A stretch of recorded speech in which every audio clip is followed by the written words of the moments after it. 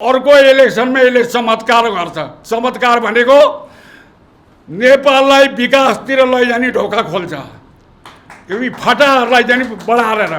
आजको स्थिति तालमेलको नाउँमा जे जस्ता क्रियाकलापहरू देशमा भइरहेका छन्, देखिएका छन्, देश दुर्गतिको बाटोमा जाँदैछ। तिम्रो जनतालाई बिगाडिदिए। अहिलेको गणतन्त्रले, प्रजातन्त्रले सबले सह पारिदिए, रक्सीबाज बनाइदिए, दलाल बनाइदिए, बिचौलिया बनाइदिए, भ्रष्टाचारी बनाइदिए, मफिया बनाइदिए। यी 30 वर्षमा यी अहिलेका निकम्माहरूले, भ्रष्टहरूले जे गर्न सकेका छैन, गर्न पर्थ्यो गर्न सकेका छैन। 15 वर्ष कृषि योजना छ तपाईँहरूसँग। यो कृषि योजना यसरी लैजाने भन्ने छ। शोधपत्र बनाउनु भएको छ, गुरुपत्र। यो देशको राजनीतिको लगाम युवाको हातमा, यो देशको सुसमृद्धिको जिम्मेदारी पनि युवाको काँधमा। आज हामी एउटा ज्यादै महत्त्वपूर्ण मोडमा उभिएका छौँ। 30 वर्षको पञ्चायतले एक कालखण्ड खायो, अब 30 पनि नागेर अर्को कालखण्ड खायो। हामीले 46 सालमा बहुदल पुनर्स्थापना गरेर पटक पटक मतदान दिएर ती जेल बसेर आएका नेतालाई श्रद्धा गरेर सत्तामा पुर्यायौँ। तर तिनीहरू चाहिँ नि एउटै इलेक्सनबाट निर्वाचन पार गएपछि त उनीहरूले के सम्झे भने यी जनताले दिएको मत त हामीलाई त मनपरी गर्ने लाइसेन्स पो दिएको हो, हामीलाई वैधता दिएको हो मनपर्ने गर्ने भनेर त्यो सोचेर देशलाई बर्बाद गरिरहेका छन्। अब यसलाई सहेर जाने कि सधैँ आसपासका छिमेकी मुलुकभन्दा हामी सधैँ गरिब हुने कि युवा वर्गले, युवा जाँगरले यो देशलाई हाम्रा 30 वर्षमा बिगार्नसम्म बिगारेको मुलुकलाई फेरि उन्नतितिर लानलाई ती युवाहरूले कम्मर कहने यो आजको परीक्षा हो। त्यही परीक्षामा अहिलेका स्वतन्त्र उम्मेदवारहरू हामी बदल्छौँ। यो पुरानो परिपाटी, पुरानो भ्रष्टाचारले रुग्ण भएको यो सत्तालाई फ्याँकेर हामी चाहिँ नि एउटा नयाँ किसिमको उदय गर्छौँ यो मुलुकलाई भन्ने त्यो आँट र जोसको प्रारम्भ भएको छ यो अहिलेको स्वतन्त्र उम्मेदवार। यसमा धेरै आशा राख्न चाहिन्छ। हामी अहिले निर्वाचनमा ठ्याक्कै सङ्ख्या त छैन होला, निकै हजारको सङ्ख्या, 2000को सङ्ख्या, 3000को सङ्ख्यामा यो मुलुकमा स्वतन्त्र उम्मेदवार उठ्न भएको छ। र त्यसले हामीलाई के फाइदा गर्छ भनेदेखि उहाँहरू 2-3टा थ्रेसहोल्ड पार गरेर आउनुभयो। एक त 30 वर्ष शासनलाई च्यालेन्ज गरेर म हो यहाँको शासन गर्नुपर्ने, युवाले हो भनेर त्यो थ्रेसहोल्ड पार गर्नुभयो। अर्को 1500 डिपोजिट पनि राख्नुभयो। अर्को आफूलाई समर्थन गर्ने 2-3 जना चाहिँ नि उम्मेदवारीलाई समर्थन गर्ने साथीहरू पनि बटुल्नु भयो। ती साथीहरूका अरू साथी छन्। यसरी गर्दाखेरि यो देशव्यापी हजारौँ उम्मेदवारहरू जो उठ्न भएको छ स्वतन्त्रको, त्यसलाई भोलिको लागि त्यो हाम्रो अहिले क्यापिटल हो। त्यति साहस गरेर अगाडि आइसकेका साथीहरूलाई अब त उहाँ त रेकर्डमा हुनुहुन्छ। उहाँलाई जम्मा गरेर हामी आउँदा दिनमा राष्ट्रिय भेलाहरू, स्थानीय भेलाहरू गरेर अब कसरी जाने, मङ्सिरको चुनावलाई कसरी हेर्ने। अहिले हडबडमा हुँदाखेरि एक उम्मेदवार अर्को उम्मेदवारसँग अथवा म जस्तो अरू साथी जस्तो यो अभियानलाई चलाउँ भन्ने हरूको पनि थोरै समय पाए हुनाले बडो हडबडमा भएको काम छ। तर हडबडमा भए पनि गतिलो काम भएको छ। समय पाए भए अझ गतिलो हुन्थ्यो। त्यसो हुनाले चाहिँ नि अब हामीले चाहिँ नि यो निर्वाचनको रिजल्टहरू लिइसकेपछि ती सम्पूर्ण साथीहरू, देशमा स्वतन्त्र उठेका साथीहरूकोलाई कलेक्सन गरेर मङ्सिरको इलेक्सनको कसरी तयारी गर्ने भन्ने एउटा हामीसँग आउँछ। त्यसपछिको इलेक्सन 5 वर्षपछिकोलाई अब हामी चाहिँ नि यी थोत्रा धोत्रा रुखहरूलाई सडक्क बढारेर, जसरी अहिले पन्जाबमा केजरीवालको पार्टीले गरेका छ, दिल्लीमा गरेका छ, त्यसरी यिनीहरूलाई खानको लगाएर अब हामी चाहिँ नि यो देशको राजनीतिको लगाम युवाको हातमा, यो देशको राजनीतिको लगाम युवाको हातमा, यो देशको सुसमृद्धिको जिम्मेदारी पनि युवाको काँधमा। यो स्लोगानले, यो उत्साह लिएर हामी चाहिँ नि 5 वर्षपछिको त्यो कल्पना गरौँ। त्यति बेला युवाहरू आएर हामीलाई भन्नुहुन्छ, यी 30 वर्षमा यी अहिलेका निकम्माहरूले, भ्रष्टहरूले जे गर्न सकेका छैन, गर्न पर्थ्यो गर्न सकेका छैन। जस्तै 60 लाख दलितहरूलाई मुक्ति किन नगर्ने, के को लागि तिनीहरूलाई पालिराख्ने। 100 वर्ष अगाडि चन्द्र शमशेरले सती प्रथा उन्मूलन गर्दाखेरि अहिले जस्तो प्रचारका साधनहरू थिएनन्। 1-2 ठाउँमा अवज्ञा भयो, फेरि सतीहरू भयो भने, अनि चन्द्र शमशेरले अब सतीलाई जलाउन लानेलाई 12 वर्ष कैद भनेपछि ठ्याक्कै रोकियो। समाजलाई चाहिए रहन्छ नि, त्यहाँ त दान पाउनेहरूलाई सुन, कोही राजा रजौटा मरे भने, जिम्दार मरे भने सुन पाइन्छ, सिक्री पाइन्छ, तिलहरी पाइन्छ, दानमा सैया पाइन्छ, जग्गा पाइन्छ, गाई पाइन्छ भन्ने यी यस्ता स्वार्थहरूले बाँचेका थियो। त्यो सती प्रथालाई त्यसरी हेरिएको थियो। तर मैले यही गठबन्धनका नेता माधव नेपाललाई आजभन्दा 6 महिना अगाडि गएर भेटेर 8वटा सूत्र दिएको थिएँ। तपाईँहरू खड्ग ओलीजीसँग बाजेको कुरा मात्र लिएर निर्वाचनमा जानुहुन्छ कि केही नयाँ कुरो छ, केही छ नयाँ कुरो। बाजे खड्ग ओलीले यसो गरे, हामी यसो गऱ्यौँ, अनि पार्टी फुट्न पर्यो भन्ने यही कुरो मात्र लिएर जाने, त्यसरी चल्दैन। म दिन्छु तपाईँहरूलाई। त्यति बेला समय थियो, तपाईँहरू प्रवासमा गएकालाई निर्वाचनमा समेट्नुहोस्। तपाईँ सत्तामा हुनुहुन्छ गठबन्धनको, तपाईँलाई म माधव नेपाललाई भेटिरहेको छैन, गठबन्धनको सरकारलाई भेटिरहेको छु। त्यो गर्नुहोस्, समेट्नुहोस्। उनीहरूसँग रेमिटेन्स मात्रै खाने, उनीहरूको समस्या भोट माग्न जानु परेपछि उनीहरूको समस्या उठ्छ, अनि त्यहाँ उनीहरूको प्रब्लमलाई सल्भ गर्ने अवस्थाहरू आउँछ। त्यो भने अर्को, दलित 3-4 हजार वर्षदेखिको दलितलाई किन पालेर राख्ने, यसको लागि कुनै राज्यको कोष चाहिँदैन। मात्र चन्द्र शमशेरले जस्तो सानोभन्दा सानो छुवाछुतको अपहेलनाको घटनाहरूमा पनि 7 वर्ष कैद भनिदिनु न, 8-10 जना कैद यो देशमा पर्लान् अनि सिद्धिन्छ। फेरि त्यो टाङ्गिएर जाँदैन।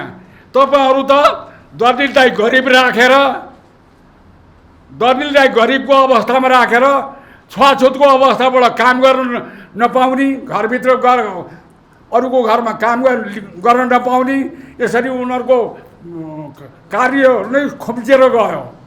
यस्तो अवस्थामा राखेर सधैँ उनीहरूलाई भोट ब्याङ्क बनाउने तपाईँहरू, यही हो नेतृत्व। यो 2टा कुरा भयो। ती गरिबहरू जो प्रवासमा जान बाध्य छन्, यहाँ तपाईँहरूले राज्य गरेर 30 वर्षमा उनीहरूको रोजगारी दिन सक्न भएन। भएको उद्योगहरूलाई पनि तपाईँहरूले खण्डहरू बनाउनु हो। 51 सालमा 40-50वटा मित्र देशले बनाइदिए उद्योगहरूलाई, पेपर उद्योग, छाला उद्योग, कपडा उद्योग आदिलाई। अरू देशमा त नयाँ नेतृत्वले त अरू उद्योगहरू खोल्छ, रोजगारी दिन्छ। तपाईँहरूले त पहिल्यै काममा त्यसलाई चाहिँ नि ध्वस्त पार्नुभयो। यो त्यसो हुनाले चाहिँ नि ती रोजगारीमा जानुपर्ने गरिबहरूलाई, बाहिर रोजगारीको लागि बाध्य भएर जानुपर्ने गरिबहरूलाई 10 ठाउँमा ठगिएका छन्। एउटा त नयाँ मुलुकमा जानु परिरहेछ, बिरानो मुलुकमा भाषा मिल्दैन, अनि ती यी विभिन्न कारण त छँदैछन्। तर पहिलो ठगाइ कहाँ पर्छन् भने उनीहरूले ऋणपन गर्नको लागि चर्को ब्याजमा पैसा लिनुपर्छ त्यो विदेश जानलाई। हो, त्यो सुविधा चाहिँ नि राष्ट्रिय वाणिज्य ब्याङ्कमा एउटा विभाग खोलेर त्यसको सहुलियत दिनुहोस्। नठगी नपर्ने, सुदखोरहरूबाट उनीहरू नठगी हुन्, त्यो चाहिँ नि दिनुहोस् न। त्यो दिनलाई त सजिलै छ, किनभने आफ्नै नागरिक हुनु, उनीहरूले रेमिटेन्स कमाएर पठाइरहेछन्, मुलुक चलिरहेछ। त्यो पनि नगर्ने तपाईँहरू। अर्को कुरा, तपाईँहरूले 30 वर्ष शासन गर्नुभयो। प्रत्येक चाहिँ नि मैले माधव नेपाललाई भने हो, सम्बोधन सबैलाई हो। 30 वर्ष शासन तपाईँहरूलाई 15 वर्ष कृषि योजना छ तपाईँहरूसँग। यो कृषि योजना यसरी लैजाने भन्ने छ। शोधपत्र बनाउनु भएको छ, गुरुपत्र छैन। अनि अर्को पार्टीले बनाएको छ, छैन। अनि तपाईँहरू भाषणमा चाहिँ कृषिको सुधार गर्ने भन्नुहुन्छ, अन्धाधुन्द बोलेर हिँड्नुहुन्छ। अनि कसरी हुन्छ मुलुक चल्छ? कृषिमा हरेक क्षेत्रमा वनको सुरक्षा कसरी गर्ने? उद्योग नीति के हो? अहिले विदेश गइरहेका कामदारहरूलाई आफ्नो देशमा फर्काउने के नीति छ? यस्ता हजारौँ चिज छ मुलुकका, पत्र छ। त्यसमा चाहिँ तपाईँहरूको केही योजनै छैन, तपाईँहरूको दृष्टि नै छैन। अनि मुलुक चलाएर तपाईँहरू कहाँ पुर्याइरहनु भएको छ? हामी जहाँ थियौँ 46 सालमा ती छौँ। अरू देश चाहिँ मलेसिया कहाँ पुगे। त्यसो हुनाले यो भिजनहीन तपाईँहरूको नेतृत्वले काम गरेन। अर्को एउटा म भन्छु, हामीसँग अनुभव भएका बुद्धिजीवीहरू, कोही रिटायर विभिन्न देशमा अनुभव पढेर अनि आफ्नो देशमा काम गरेर अनुभव भएका रिटायर भएकाहरूलाई कुनै ठाउँमा हाम्रो अनुभव दिन पाए हुन्थ्यो यो राज्यलाई। त्यस्तो दिने ठाउँको लागि तपाईँहरूलाई म माधवजी तपाईँलाई अनुरोध छ मेरो। मैले देखेको सुझाव चाहिँ दिन्छु। त्यो के हो भने सिंहदरबारको दक्षिणी गेटको सडक पारी एलडिओ अफिस थियो, छ भवन त छ। एलडिओ मात्रै नाउँ बदलियो। त्यो भवनमा म 2-4 पटक बोल्न गएको छु। त्यहाँ बेसमेन्ट छ गाडी राख्नलाई, 100-125 जना अट्ने हल छ भाषण गर्नलाई, प्रवचन गर्नलाई। अनिखेरि 2टा कोठा हामीलाई त्यहाँ दिनुहोस्। लेखेर पनि दिनु पर्दैन, तपाईँहरू भए बेलामा हामी नेपालका रिटायर्डहरू, यो देशलाई माया गर्नेहरू त्यहाँ जम्मा गर्छौँ र एकवटा विषयमा कृषिको विशेषज्ञहरूलाई भन्छौँ, ल 6 महिनामा यो मुलुकलाई चाहिने चाहिँ नि कृषि कसरी लैजाने भनेर एउटा गुरुपत्र बनाइदिनुहोस्।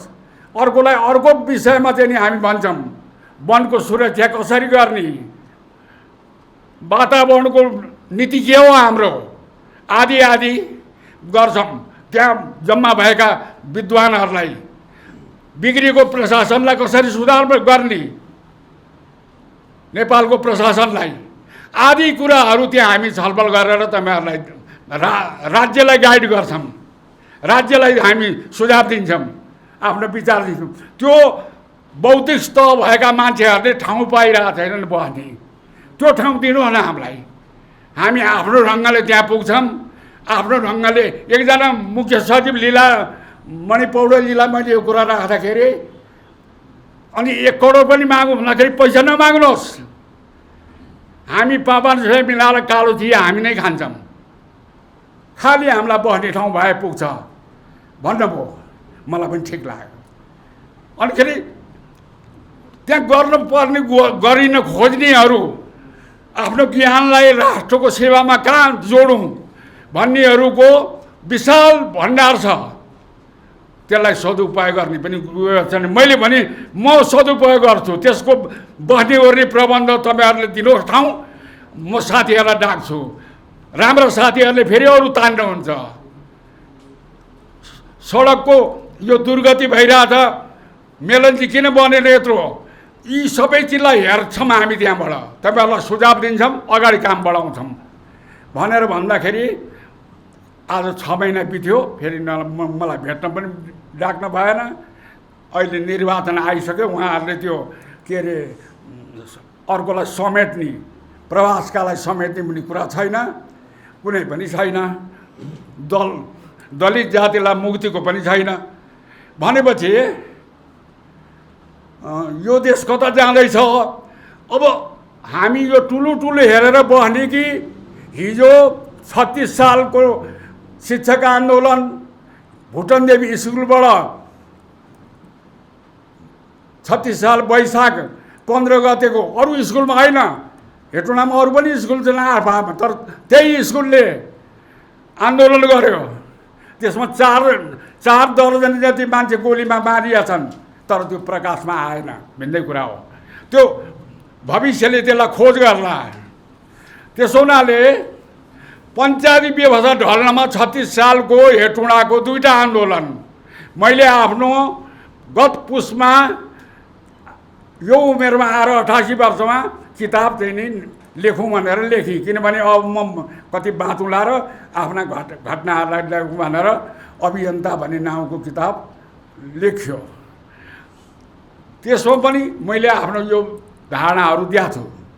भनेपछि त्यो 2टा घटनाले त्यहाँ के कुरा उठाएको छु भने योसँग सन्दर्भिक जनमत किन हुन पर्यो? त्यति बेला पार्टीहरूभित्र भूमिगत दुब्ला पातला थिए, कुनै तागत थिएन, कोही प्रवासमा गएको थिए, कोही जेलभित्र थिए। राजा वीरेन्द्रलाई कतैबाट पञ्चायतलाई च्यालेन्ज थिएन, तर जनमत किन गरियो? कुनै कारण नभए त गरिँदैन नि। पानी पर्नलाई बादल चाहिन्छ, बादल हुनलाई बाफ उठ्नुपर्छ, हिउँ पग्लनलाई गर्मी बढ्न पर्छ, एउटा त कारण हुन्छ नि। धुवा हुनलाई आगो बल्न पर्छ, जेको पनि कारण हुन्छ। तर जनमतको कारण के हो त? त्यत्रो विशाल घटना नेपालमा भयो न भूतो न भविष्य, त्यसो के हो त कारण? यसो मैले खोज्दै जाँदा त हेटौँडाको 2टा कारण पो फेला परी। एउटा वैशाख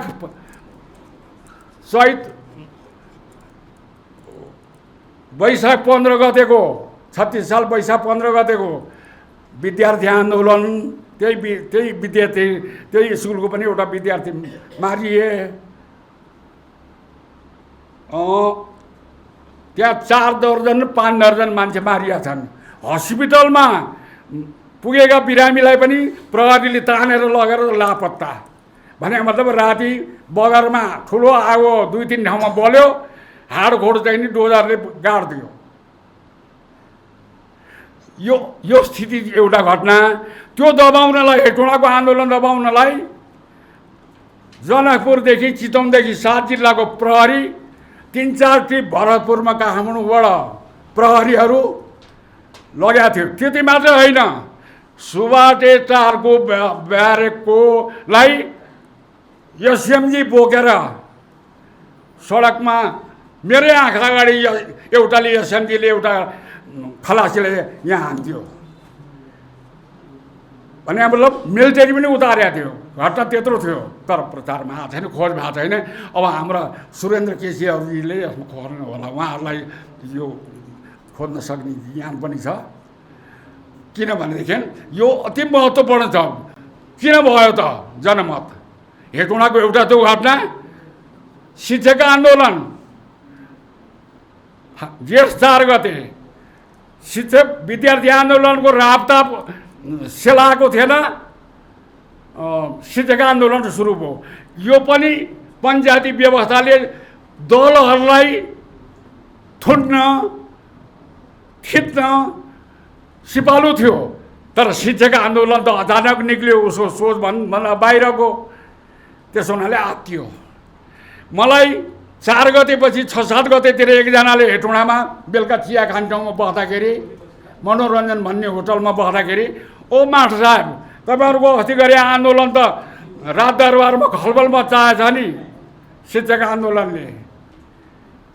के मचाएछ भन्दाखेरि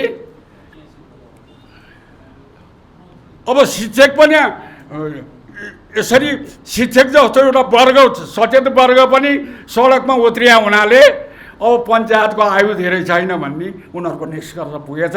हुन पनि 97 सालमा 4 शहीदलाई झुन्ड्याउँदाखेरि 7 सालमा राणा जम गयो। 36 सालको शिक्षक आन्दोलनले 46 सालमा पञ्चायत ढल्यो। अनि त्यसपछि पञ्चायत मात्र ढलेन, पञ्चायतका मालिकहरू पनि बढारिए। हो, गरिरहे हुन्छ, थाक्नु हुँदैन। हामी चाहिँ यो प्रारम्भ गरेका छौँ, युवाहरूको यो जमात उठेको छ, यसलाई हामी सङ्गठित गरेर अर्को इलेक्सनमा यसले चमत्कार गर्छ। चमत्कार भनेको नेपाललाई विकासतिर लैजाने ढोका खोल्छ, यो फटाहरूलाई चाहिँ बढाएर। त्यो आँटले चाहिँ नि हामी काम गर्नुपर्छ। त्यसको लागि म पनि समर्पित छु। मेरो केही काम छैन, गर्न बाँच्नुपर्ने काम पनि छैन। यही काम नगर्ने हो भने मैले भोलि नै आत्महत्या गरे हुन्छ। अनि आजको यो खर्च 5-7 हजार मैले गरेको छु। योभन्दा अगाडि गएको भदौमा 35,000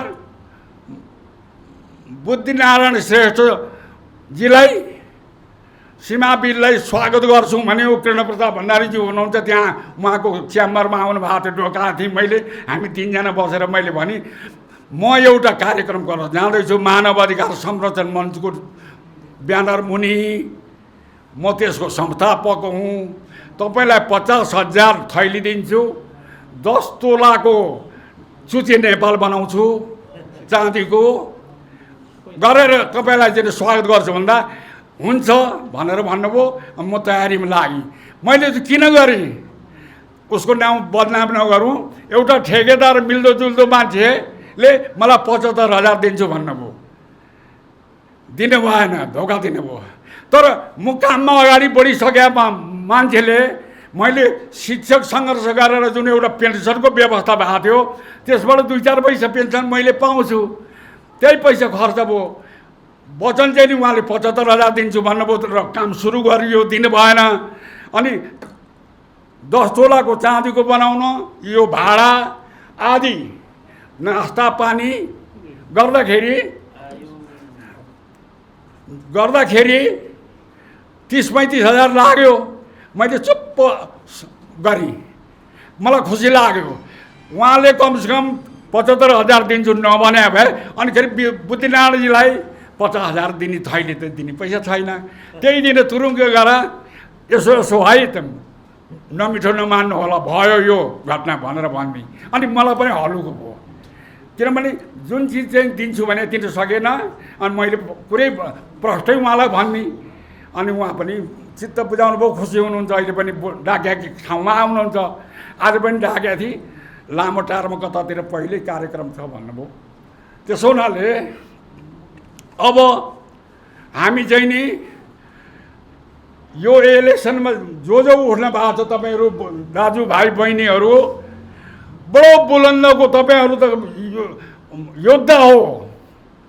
यो नयाँ महायुद्धको योद्धा हो तपाईँहरू। तपाईँहरूले दौड्नुपर्छ। जसै कि इतिहासमा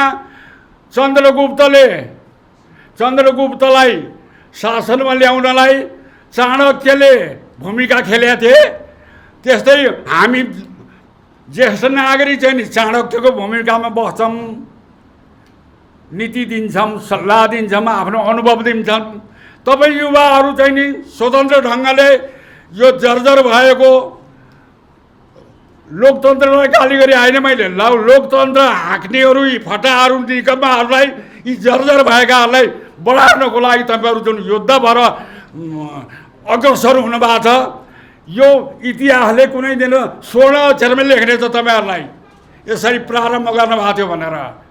अहिले परिणाम धेरै आशा नराख्नुहोस्, तपाईँहरूको हौसला बुलन्द राख्नुहोस्। त्यसो हुनाले चाहिँ नि अब हामी यसरी जानुपर्छ चाहिँ नि भन्ने सोच छ। अर्को एउटा कुरा, महाभारतको एउटा कथा भनिहालौँ, किनभने यो भाषण मात्रै बोल्दाखेरि मान्छेलाई वाक्क लाग्छ। महाभारतमा भीष्म पितामह लड्न भयो, लडाइँ पनि सिद्धियो। भीष्म पितामह त केही दिन अरू बात नभयो, युधिष्ठिर भीष्म पितामहसँग अर्थी उपदेश ल्याऊ भनेपछि सुरु भयो। अनिखेरि द्रौपदी पनि ती बसिरहेको थिइन्। भीष्म पितामहले युधिष्ठिरलाई सम्झाउने क्रममा जे भने द्रौपदी हाँसिछन्। ए बुहारी किन हाँस्यौ भन्दाखेरि अनि उनले पनि खुलस्त भनेन, मलाई सभामा राजसभामा नङ्ग्याउँदाखेरि चाहिँ नि तपाईँको तागत, तपाईँको शौर्य कहाँ गयो? अहिले चाहिँ नि यस्ता उपदेशहरू दिनुहुन्छ, त्यो बेलामा तपाईँको त्यो कहाँ गयो तपाईँको वीरत्व भन्दाखेरि ठिक भनेको बुहारी। त्यो बेलामा म दुर्योधनको नुन खाएको थिएँ, अनि मैले त्यो मेरो कुबुद्धि भएको थियो। त्यसो हुनाले तिमीलाई मैले रक्षा गर्न सकिनँ त्यहाँ त्यो घटनामा। अहिले त्यो बाण लागेर जम्मै रगतहरू गयो, अब म सफा छु, अहिले मैले बोलेको कुरा ठिक हो भनेर जवाब दिएको छ। त्यस्तै यो प्रसङ्ग किन जोड्या भने मैले एक दुईवटा हामीमा भ्रम छ अझ। अरू पार्टीको पनि असल मान्छे चाहिँ नि असल मान्छेलाई चाहिँ हामीले साथ दिनुपर्छ कि भनेर त्यो भ्रमबाट हामी मुक्त हुनुपर्छ। भीष्म पितामह जस्तो असल मान्छे, द्रोणाचार्य जस्ता गुरु असल मान्छे पनि नुन खाएको हुनाले बोल्न सकेनन् आफ्नो बुहारीको इज्जत हुँदा लुटिँदाखेरि। भने गगन थापा जस्ताले, घनश्याम जस्ताले, त्यहाँको नुन खानेहरूले, अरू या कोहीले अरू पार्टीका ले मिठो बोल्लान् तर नुन त उताको खान्छ नि। त्यसो हुनाले त्यस्तोमा पटक्कै आश नराख्ने, आफ्नै बलबुतामा जाने। यदि भोलि हामीकोमा उनीहरू पनि आउँछन् भने उनीहरूलाई चाहिँ नि 5 वर्षको परीक्षा गर्ने, उनीहरूलाई सञ्चालन गर्न दिने उम्मेदवार चाहिँ नि 5 वर्षपछि मात्रै, उनीहरूले 5 वर्ष यहाँ पसिना बगाएपछि मात्रै उनीहरूलाई दिनुपर्छ। उताको पनि लड्डु खाने, यताको पनि आउने बित्तिकै लड्डु खाने होइन। उनीहरूमा धैर्य छ कि छैन, त्याग छ कि छैन, त्यो विचार गर्ने। र बोल्नु त धेरै छ, समय पनि छ, तर हौसला चाहिँ नि बुलन्द राखौँ। तपाईँहरूलाई म आफ्नो जति दिन बाँच्छु यति मात्रै होइन, म अब आउने आन्दोलनमा मेरो नातिनीलाई पनि उतार्ने कोसिस गर्छु। मेरो कोसिस चाहिँ रहन्छ। अब उसको जिम्मा त म लिन्न हुन्छ भनेपछि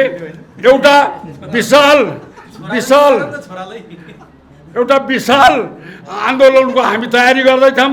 नयाँ चिज गर्दैछौँ, मुलुकले खोजेको चिज गर्दैछौँ। र देश सधैँ यसरी गरिब भएर बस्न सक्दैन, विश्वमा हेपिएर बस्न सक्दैन। अब यो चाहिँ नि यो यात्रा सुरु भयो, यो विजय यात्रा। यति भन्दै म बिदा लिन्छु। धन्यवाद। मैले यहाँ बस्दा बस्दै केही टिपोटहरू गरेको छु र टिपोटलाई समयको पाबन्दीलाई विचार गर्दै मैले टिपेका कुराहरूलाई सरसर्ती म यहाँ राख्ने अनुमति चाहन्छु। अध्यक्ष, 2000 विक्रम सम्वत 2000 को दशकमा काठमाडौँ नगरपालिकाको चुनावमा मेयरमा जनकमान श्रेष्ठ र उपमेयरमा प्रयागराज सिंह सुवाललाई को चुनावदेखि यसो थाहा पाउँदै आएको व्यक्ति हुँ। र 2047 सालपछि बुँदा नम्बर 2 2047 पछि उम्मेदवारको योग्यताको आधारमा मतदान गर्दै आएको व्यक्ति हुँ म। त्यस मानेमा म कुनै पार्टीसँग आबद्ध छैन र उम्मेदवारको योग्यतालाई नै मेरो मत दिने आधार हुन्छ। तेस्रो, आज र यो स्वतन्त्र उम्मेदवारको कुरालाई अलिकति परिवेशमा, सैद्धान्तिक परिवेशमा राखौँ। भारतमा महात्मा गान्धीको सिद्धान्तलाई अध्ययन गर्ने महात्मा गान्धी प्रतिष्ठान सायद त्यही छ, वाराणसीमा छ। त्यसका सामग्रीहरू, पञ्चायती राजका सम्बन्धमा त्यसका प्रशस्त सामग्रीहरू छन्। त्यसमध्येमा एउटा सुझाव के थियो छ कि त्यो बेला हामी पढ्थ्यौँ कि पञ्चायती राज संस्थाहरूको निर्वाचन पार्टीगत रूपमा हुनु हुँदैन र त्यो स्थानीय समस्याहरूको लागि स्थानीय व्यक्तिहरूलाई स्वतन्त्र रूपमा चुनावमा उठ्ने पाउनुपर्छ र यो अभियान चलाउनुपर्छ भन्ने सिद्धान्त बेला बेलामा त्यसले ल्याउँथ्यो र यो विषयमा पनि मुलुकमा बेला बेलामा कुरा चर्चा चल्ने गर्दछ। आजको स्थिति के छ?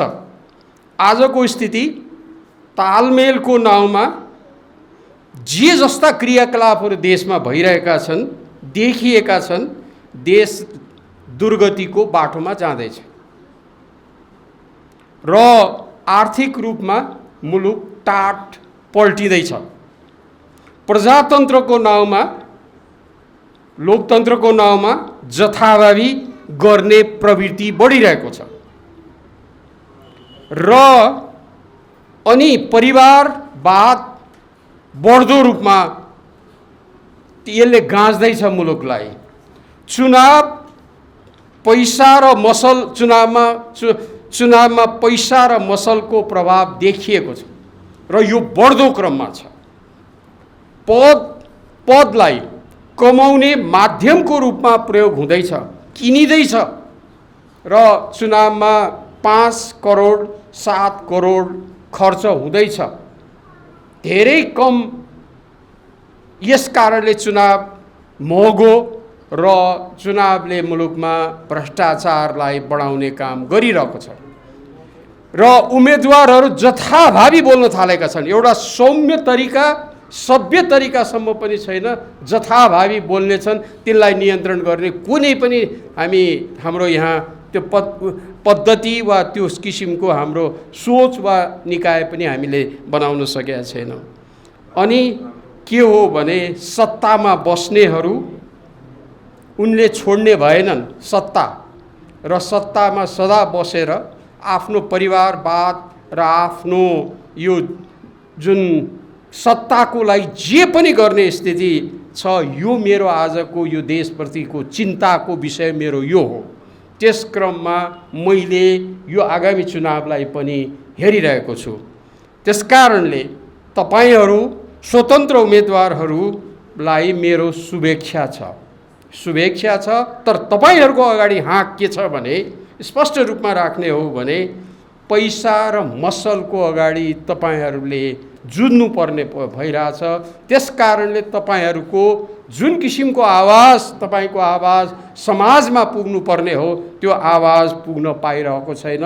मलाई लाग्छ यो सिन्धुपाल्चोकको जसले यो चुनावमा अभियान तपाईहरू जो अभियान चलाइराख्नु भएको छ, त्यहाँ पनि त्यही नै समस्या हुनसक्छ र यहाँ पनि आज जो व्यक्तिले इच्छा भएर पनि नभएर पनि यो जुन किसिमको दुरुपयोग भइरहेछ, त्यसमा उम्मेदवारलाई प्रभाव पार्ने काम भइरहेको जस्तो मलाई लाग्छ। त्यस कारणले हामीले केही महिना अगाडि नो भोट रिकलको कुरामा हामीले अभियानमा बद्री खतिवडाजी अब उहाँसँग यो 37 सालको आन्दोलन कसबाट भयो यो विवाद हुनसक्छ, उहाँ आफ्नै तरिकामा हुनुहुन्छ। यो विषय प्राज्ञिक छलफल गरौँला, हामी त्यसमा नजाउँ। तर एउटै कुरामा हाम्रो के हो भने नो भोट रिकल र अब यति मात्रै होइन, चुनावको पद्धतिमा पनि सुधारतर्फ नलाग्ने हो भने यो देशमा यही चुनावै एउटा भ्रष्टाचारलाई बढावा दिने विभिन्न कारणहरूमध्ये यो पनि हुँदै जस्तो लाग्छ। त्यसैले चुनावको बारेमा र यो स्थानीय निकाय, म त यो प्रादेशिक सरकार चाहिन्छ भन्नेवाला होइन, म त केन्द्र र स्थानीय सरकार बलियो हुनुपर्छ भन्नेवाला हुँ। त्यस मानेमा स्थानीय सरकारको निर्वाचन पद्धतिमा पनि यो हामीले सुरु गऱ्यौँ। पहिले हामी नो भोट र रिकलमा थियौँ। यो पद्धतिको पनि सुरुवात यसमा गरौँ र यसमा स्वतन्त्र रूपमा उम्मेदवार दिइरहनु हुनेहरूलाई मेरो आग्रह के छ भने तपाईँहरू पनि राष्ट्रका कुरा नगर्नुहोस्। यो आफ्ना स्थानीय सरकार र स्थानीय मुद्दाहरूलाई नै हेर्नुहोस् त काठमाडौँको गति अहिले के भइरहेछ। कोभिडको जमानामा सोल्टीमा बस्ने मेयर आज यो स्थितिमा काठमाडौँ छोडेर हिँडेका छन्। हामी उत्तरदायी बनाउन सकेका छैनौँ। त्यसको जिम्मेवारी हामीले पनि लिनुपर्छ। धन्यवाद। स्वतन्त्र उम्मेदवारहरूको एउटा चाहिँ देशैभरिको अनि एउटा सङ्कलन के कति कहाँ कति उठेका छन् भन्ने उहाँले एउटा डाटा पनि राख्नु भएको छ। अनि त्यो अनुसार आज उहाँले स्वतन्त्र उम्मेदवारको बारेमा एउटा शुभकामना आदान प्रदान उहाँहरूलाई हौसला दिने हिसाबले एउटा जुन समारोहको आयोजना गर्नुभएको थियो। अब यो यत्रो दलीय दलदलमा फसे बेला स्वतन्त्रको जमात ठुलो हुन सक्दैन। त्यो बिउ सानो हुन्छ, भोलि त्यो बढ्दै जाने हो। त्यसले गर्दा हाम्रो द्वारिका सरले भन्नुभएको के भन्दा यत्रो मनी मसलको चाहिँ अगाडि तपाईँहरू कसरी उठ्ने, त्यत्रो पावरको अगाडि कसरी लड्ने। तपाईँहरू मनी मसलको पावर होइन, मोरल पावर। तपाईँले मोरल पावरको आधारमा यसलाई चाहिँ के अरे हच्काउनु पर्छ, यसलाई चाहिँ के अरे डिमोरलाइज गर्नुपर्छ र आत्मबलका साथ लड्नुपर्छ। म यो दलीय व्यवस्थामा पनि 60 वर्ष काम गरेर आएको। त्यहीँबाट टिकट पाएँ, सांसद भएँ, मन्त्री पनि भयो होला। तर त्यसप्रति चाहिँ जुन हामी हिजो निष्ठाको राजनीति गर्दा जागिर जमानी सारा चाहिँ तपाईँको परिवार छोडेर हामी लाएर गऱ्यौँ। अनि हामीले कुनै पनि चाहिँ राज्यबाट पार्टीबाट केही लिएनौँ। तर आज सारा चाहिँ स्रोत साधनको एउटा चाहिँ दोहन गरेर यस्तो दुरुपयोग भइरहेको बेलामा म जहाँबाट उठे पनि म त्यो हिलोमा टेकेर उठेको थिएँ। तर म अहिले कमल भएको छु। तर कमलमा हिलो लाग्दैन, त्यो जरामा मात्रै हुन्छ। त्यो भएको हुनाले मैले पनि देशभरिका जति पनि मेरा चिनेका नचिनेका स्वतन्त्र उम्मेदवार छन् ती उम्मेदवारहरूलाई तिमी नहच्क, दरसित उभिय, पहिलो पटक नजितिएला। तर यो दलीय गठबन्धनको चाहिँ के अरे एउटा तानाशाही र चाहिँ दलहरूको तानाशाही। अनि द्वारिका सरले भन्नुहोस्, अहिले भन्नुभयो के भन्दा हिजो गाउँ फर्के भन्थे पञ्चायतको बेलामा। गाउँ फर्क नाम चाहिँ गाउँ फर्क अनि शासन केन्द्र फर्क उल्टो थियो, नाम मात्रै गाउँ फर्क। अहिले पनि यो गाउँ फर्क लागु भएको छ कि तलको चाहिँ के अरे निकायहरूले उम्मेदवार छान्न नपाउने, प्रदेशसम्मले छर्न नपाउने, एकैचोटि चाहिँ तपाईँको दलीय गठबन्धनका नेताले उम्मेदवार छान्ने। अनि यस्तो खालको केन्द्रीकृत यो चाहिँ पद्धति जुन एउटा लोकतन्त्र विरोधी छ। र चाहिँ अहिले हाम्रो द्वारिका सरले भनेको के भने स्थानीय निकायमा यो दलीय कुरा भन्दा नि सोसल सामाजिक कुराहरू, त्यहाँका सेवाका कुराहरू, आवश्यकता कुराहरू, ती कुराहरूलाई प्राथमिकता दिएर सामाजिक क्षेत्रमा योगदान गरेका उम्मेदवारहरूलाई अनि एउटा जिताउने उठाउने त्यो खालको चाहिँ एउटा अभियान भयो भने यो दलीय चाहिँ हिसाबले जुन एउटा दमन गर्ने पद्धति छ त्यसलाई पनि च्यालेन्ज हुन्थ्यो भन्ने चाहिँ हाम्रो भनाइ हो। र अब दलीय व्यवस्थाको विरुद्ध भन्ने कुरा नि आयो, त्यो कुरा मलाई अलिकति अप्ठ्यारो लाग्छ। किन भन्दा निर्दलीय व्यवस्थाको हामीले 30 वर्ष त्यो भोग्यौँ होइन। दलमा त फरक मात्र राख्न पाइन्छ, बोल्न पाइन्छ, कमसेकम मार्न पाउँदैन, काट्न पाउँदैन, त्यहाँले ठिक गरिनुहोस् भन्न पाइन्छ। त्यो निर्दलीय भयो भने फेरि त्यो झन् खतरा हुन्छ। त्यस कारणले स्वतन्त्र उम्मेदवारहरूको दल बनाउने हो नि बरु बनाउनुहोस्। तर यो दलैभित्र भएका खराबीहरूलाई च्यालेन्ज गर्दै यसलाई करेक्सन गर्दै जाने हो। र बन्दुकका कुरा हाम्रो पिन प्रसाद सरले गर्नुहुन्छ। पहिला मेरो त जिल्लाकै मेरो अग्रज हो, पछि यता गएर बस्नुभएको, अहिले यहाँ बस्नुहुन्छ। अनि अब धेरै हाम्रो भैरव दाई लेखिएर सबै द्वारिका सर उहाँ सचिवमा हुँदा पनि उहाँ एकदमै सचिवहरूमध्ये पनि एउटा देवेन्द्र राज पाण्डे पछिको उहाँ नै एउटा क्लिन सचिव हो। अनि त्यसरी उ गर्दाखेरिमा धेरै हाम्रो चाहिँ बद्रीजीको अहिले कुरा आयो, हाम्रो भरतसँग मेरो अलिक कम चिन्जान छ।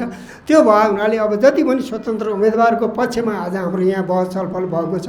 तपाईँहरूको यो अभियान हो, यो चाहिँ के भन्दा एकै पटकमा यो हामी छलाङ मार्न नसकौँला। तर हाम्रो प्रयासले हामीले एउटा व्यवस्थित गरेर देशैभरिका स्वतन्त्र उम्मेदवारलाई चुनावपछि फेरि हामी यसरी नै काठमाडौँमा बोलाएर अनि स्वतन्त्र उम्मेदवारहरूको पनि एउटा सोच, एउटा शैली, त्यसलाई कलेक्सन गरेर एउटा त्यसलाई पनि घोषणापत्र स्वतन्त्र उम्मेदवारहरू अब यसरी जाने भन्ने एउटा गाइडलाइन तयार भयो भनेदेखि भोलिका दिनमा पनि यो दलहरूको चाहिँ के अरे एकाधिकार यो चाहिँ के भन्दा यो अहिलेको संविधान बन्नुभन्दा पहिला जुन एउटा संविधानमा के अरे दलीय शासन पद्धतिलाई चाहिँ हामी मान्छौँ, तर बहुलवादलाई मान्दैनौँ भने फेरि कुरा आयो यहाँ। बहुलवादलाई मान्दैनौँ, दलीयवादलाई मान्छौँ। दलीयवादमा नेता नाइके हुने र जनतालाई निरीह बनाउने त्यो त हामीले 20-25 वर्षमा भोगिसकेका थियौँ। बहुलवादमा आधारित भने सम्पूर्ण नेपाली जनताको बराबर हक अधिकार हो। अहिले शक्ति पृथकीकरणको सिद्धान्त अनुसार अहिले सम्पूर्ण अधिकार जनताको हातमा छ। हामीले अधिकार दिएर उसलाई पावरफुल बनाएपछि पनि हामीले उसलाई नमस्कार गर्नुपर्छ। भोट हाल्ने दिनसम्म त्यसले मतदातालाई नमस्कार गर्नुपर्छ। अहिले पावर जनताको हातमा छ।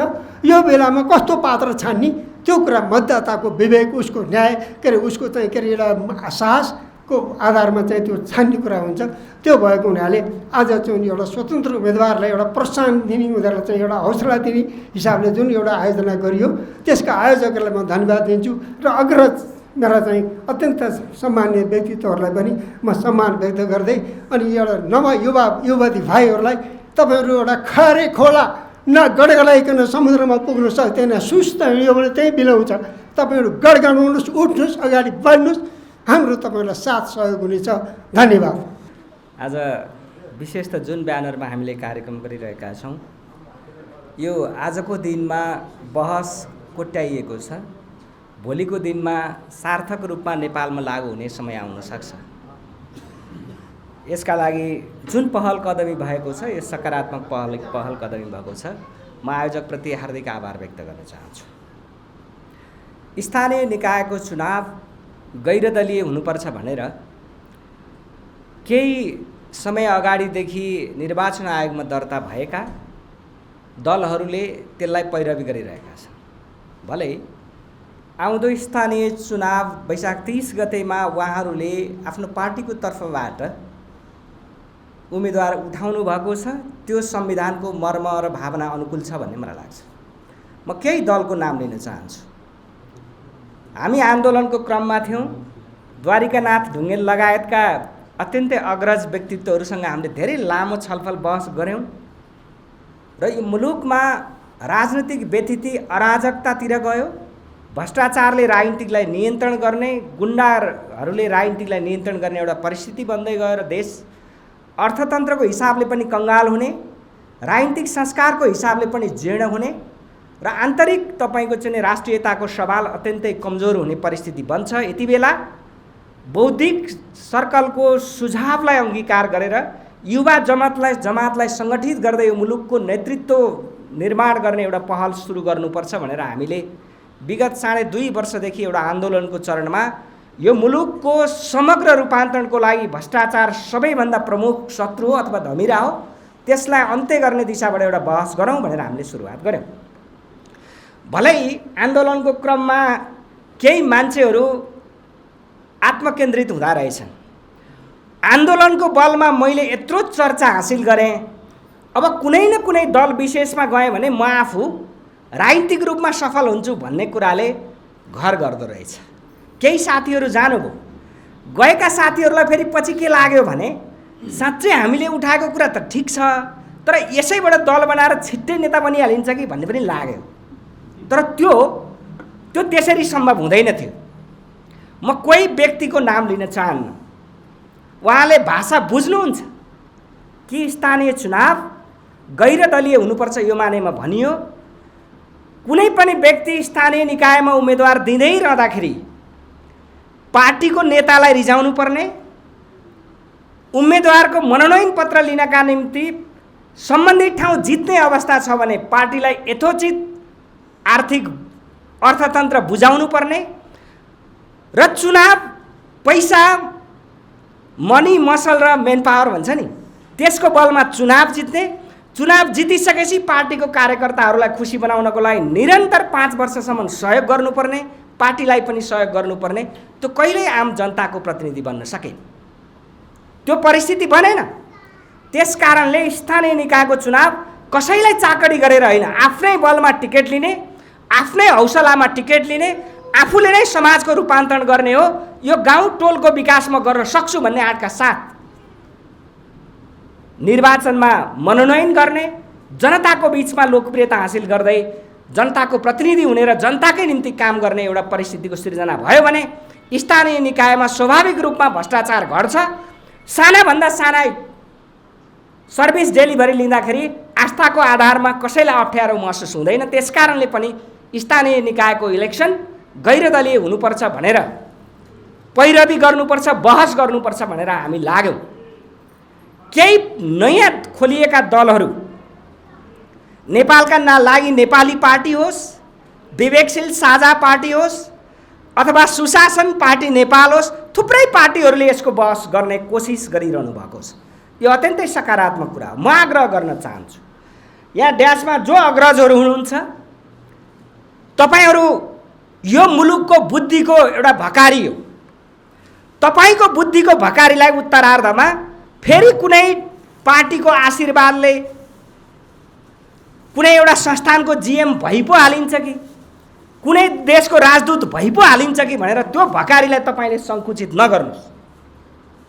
यो सङ्कुचन छ, हेर्दाखेरि आलोचनात्मक कुरा हो, तर सत्य कुरा यही हो, यही रहेछ। मैले थुप्रै अग्रजहरूसित बसेर बहस छलफल गर्दाखेरि त्यो सबै कुरामा एकदमै राम्रो ढङ्गले जाने सहमति हुन्छ। जब निर्णयार्थ अगाडि बढ्ने समय आउँछ अनि फेरि अग्रजहरू पछाडि हट्नुहुन्छ। अनि यसो बुझ्यो के रहेछ कुरो भन्दाखेरि त्यो अग्रजहरू पनि कुनै न कुनै पार्टीमा आस्था त हुँदो रहेछ, तर त्यो भकारीलाई सङ्कोचनमा राख्दाखेरि देश बर्बादीतिर गयो। अहिले देश दक्षिण एसियाको 1 नम्बर भ्रष्टाचारको सूचीमा गत वर्ष पर्यो, अहिले विश्वको 1 नम्बरको सूचीमा पर्ने सम्भावना बढेर गइरहेछ। यो अत्यन्तै दुःखद कुरा हो। यसलाई हामीले चिर्ने हो भने त्यो भकारीको सङ्कुचनलाई बाहिर ल्याउनु पर्यो। हामी नवजवान युवाहरूलाई सङ्गठित गरेर यो मुलुकको राज्य सत्ताको बागडोर सम्हाल्ने दिशाबाट अगाडि लाने प्रयत्न गर्छौँ। हामी सक्छौँ भन्ने लाग्छ। अहिले केही राजनीतिक दलहरूले यो बहसलाई ल्याउनु भएको छ, उहाँहरूलाई सङ्गठित बहसमा ल्याउनको लागि कोसिस गरौँ, त्यो सम्भावना छ। आगामी दिनमा साँच्चै नेपाल गैरदलीय स्थानीय निकायको निर्वाचन गैरदलीय हुनुपर्छ भन्ने लाइनबाट सबैले पैरवी गऱ्यौँ, आँटका साथ अगाडि बढ्यौँ भने त्यो परिस्थिति सिर्जना हुन्छ र हामी सफल हुन्छौँ। र जो साथीहरूले स्थानीय निकायको चुनावमा स्वतन्त्र उम्मेदवारी दिनुभएको छ त्यो पनि दलको बागी भएर होइन, दलबाट रिसाएर होइन, जनतासँग खुसी बनाउनको लागि जो स्वतन्त्र उम्मेदवार हुनुभएको छ। तपाईँहरू नथाक्नुहोस्। एक पटककै चुनावमा तपाईँहरू थाक्नुभयो भने अर्को पटकको चुनावमा नयाँ उम्मेदवार खोज्ने कुरा जटिल हुन्छ। तपाईँहरू नथाकिकन लाग्नुहोस्। तपाईँहरूलाई म शुभकामना दिन चाहन्छु। एकपल्टको हरेक पटकको असफलताले सफलता हासिल गर्न सकिन्छ। त्यसकारणले असफलता नै सफलताको कडी हो भन्ने जुन दृष्टिकोण छ, त्यो दृष्टिकोणलाई आत्मसात गरेर अगाडि बढ्नको लागि देशैभरिका 7,139 जना उम्मेदवारहरू स्वतन्त्र हुनुहुन्छ। त्यसमा 5-10% दलका बागी उम्मेदवार भए पनि बाँकी स्वस्फूर्त स्वतन्त्र जो उम्मेदवार बन्नुभएको छ, तपाईँहरू नथाकिकन आगामी योजनाबद्ध ढङ्गले आगामी आउने स्थानीय चुनावमा 5 वर्षपछिको चुनावमा पनि म योजनाबद्ध ढङ्गले लाग्छु भनेर आजैदेखि हारेको भोलिपल्टदेखि फेरि प्लानका साथ लाग्नुहोस्। एउटा नयाँ बहस बौद्धिक लेभलबाट सुरु भएको छ। साना राजनीतिक दलहरूले सुरुवात गर्नुभएको छ र तमाम तपाईँको स्वदेशमा तथा विदेशमा बस्ने नवजवान युवाहरूले यसलाई पैरवी गरिरहनु भएको छ। यो अत्यन्तै तपाईँको चाहिँ नि यो कालो बादलभित्र पनि चाँदीको घेरा हुन्छ भन्ने जुन सङ्केत देखिरहेको छ, त्यो सङ्केत हामीले सफलता हासिल गर्न सक्छौँ। सम्पूर्ण स्वतन्त्र उम्मेदवारहरूलाई सफलताको शुभकामना दिँदै बिदा हुन चाहन्छु। धन्यवाद। अभिवाद। तपाईँलाई भनिहाल्नु, इतिहासका पन्ना उल्टाउँदाखेरि ओबामा उनी ईस्वी सम्मत 4 मा एउटा भाषण गरेपछि आज राष्ट्रपति भए, त्यो 4 सालको भाषणबाट।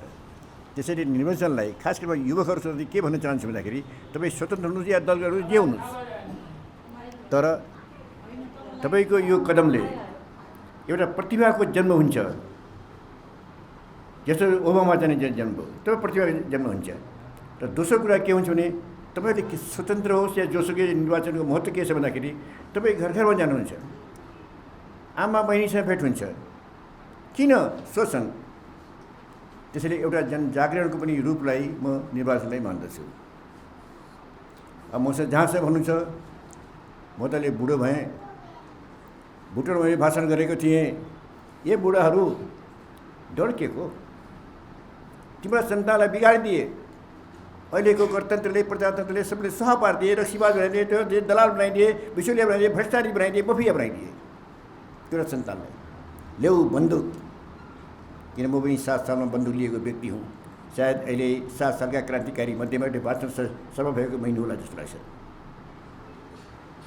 बन्दुक लिएर हिँड्यो भने तिमी पनि मर्न सक्छौ, के फरक पर्छ हामीलाई? 1-2 वर्षको आयु घट्छ। जिते हामीले आफ्नो सन्तानलाई स्वर्गमा पुर्याउँछौँ, सक्रिय बनाउँछौँ, मफिया तन्त्रबाट मुक्त बनाउनेछौँ, स्वतन्त्र नागरिक बनाउँछौँ, देशको विकास गराउन सक्नेछौँ। त्यसैले बुढाहरू बन्दुक ल्याऊ, गर सङ्घर्ष। त्यो भावनाको लिएको हुनाले त्यसैले म सबभन्दा तपाईँहरूको जुन कदमलाई त्यसैले म आएको छु, शुभकामना दिन्छु, सफलता दिन्छु। र यो कदम खास गरी युवावर्ग र स्वतन्त्र व्यक्तिहरूको निम्ति एउटा पहिचानको हो, एउटा देशलाई देखाउने बाटो हो। यो बाटोलाई चिरायु गर्न सक्नु, सफलता प्राप्त होस्, यिनै आशीर्वादबाट म 2 शब्द टुङ्गाउँछु। धन्यवाद। उहाँले स्वतन्त्र उम्मेदवारहरू चाहिँ जो पार्टीसँग संलग्न छन् तर देशसँग संलग्न छन् भन्ने त्यसको जगेर्ना होस् भन्ने सोच हो कि जस्तो मलाई लाग्छ। र त्यो सोच चाहिँ आफैमा जहाँ कि व्यक्ति होइन कि व्यक्तिको गुण र दोषमा चाहिँ हामीले चयन गर्छौँ, न कि पार्टीको भेडा झुन्डलाई गर्छौँ। त्यो भेडा झुन्डको अवस्थाबाट चाहिँ यो देश बडा सफर भइरहेको छ, त्यसबाट मुक्ति पाउनु पर्यो भन्ने हाई टाइम भयो जस्तो लाग्छ। अब अघि परिचय दिँदाखेरि भाइले भन्नुभयो बद्रीजीको चाहिँ विरोध खतिवडा र श्रृङ्खलाको भने श्रृङ्खला त बाइ द वे मेरो विद्यार्थी पनि हो। मलाई लाग्छ बद्रीजीको पहिचान विरोध र श्रृङ्खलाबाट हुँदैन, बद्रीजीको आफ्नै पहिचान हो। बद्रीको पहिचानबाट नै श्रृङ्खला र विरोधको पहिचान हुन्छ। त्यसैले म तपाईँको त्योसँग असहमत छु। र मलाई त वास्तवमा अलिकति तपाईँहरूको डिस्करेज गर्न खोज्या होइन। अवधारणा जुन सोच जुन ल्याइएको छ नि, स्वतन्त्र उम्मेदवार जो कि स्वतन्त्र उम्मेदवार भनेर चाहिँ फेरि यहाँ विडम्बना छ। यो देश एकदम विडम्बनाबाट पास भएको छ। अब कतै पार्टीबाट टिकट पाएको छैन भनेर म स्वतन्त्र भएर उठिदिन्छु भन्ने पनि। त्यसैले त्यो स्वतन्त्र उम्मेदवार जो वस्तुतः देशप्रति निष्ठावान छ र देशप्रति सोच र अवधारणा राख्ने जमर्को राखेको छ, त्यसलाई स्वतन्त्र उम्मेदवारको हिसाबले भन्नुपर्छ। र स्वतन्त्र उम्मेदवारमा अहिले बहिनी र अहिले भाइहरूले चाहिँ भन्नुभयो, उहाँहरूलाई चाहिँ शुभकामना त जहिले पनि दिन्छ, तर आशीर्वचन तब दिइन्छ जबकि एउटा जमर्को गरेर अठोट गरेर चाहिँ केही चिजमा लागेको हुनुपर्छ। र त्यो लागेर कसरी लागिन्छ भन्ने कुरा म त मेरो सोचमा के थियो कि हरेक क्यान्डिडेटले म किन स्वतन्त्र उम्मेदवार भएर कसरी त्यो रोल डेलिभर गर्न सक्छु भनेर त्यो तरहको अभिव्यक्ति आएको भए सायद अलि आशीर्वाद र शुभकामना दिन अलि सजिलो पर्थ्यो होला।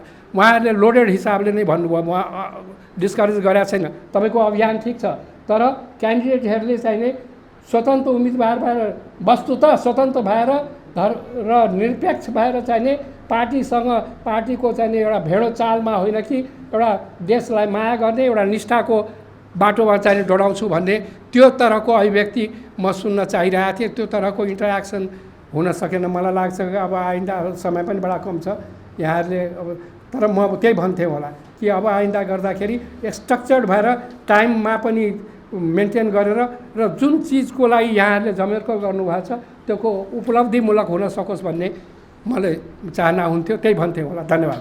ती उम्मेदवारहरू जनतालाई मन परेन, सबै अयोग्य लाग्यो भने त्यो नोटाको जुन कोठा छ त्यसमा चाहिँ चिन्ह लगाएपछि र त्यसमा मत दिएपछि र त्यसको बहुमत भयो भने फेरि चुनाव हुनुपर्ने रहेछ र दललाई चाहिँ नि योग्य उम्मेदवार दिन, जनताले चाहेको उम्मेदवार दिन र जनताले खोजे जस्तो उम्मेदवार दिनको लागि बाध्यात्मक परिस्थिति सिर्जना हुँदो रहेछ। त्यो नभएको अहिलेको हाम्रो स्थिति र सरकारले त्यो नगरेको स्थितिमा एउटा दललाई कसरी खबरदारी गर्ने भन्दा यो स्वतन्त्र उम्मेदवारीको तर्फबाट यो हाम्रो एउटा बाटो त छ भनेपछि यो बाटोबाट जाँदाखेरि पनि त्यो दलको खबरदारी हुन्छ।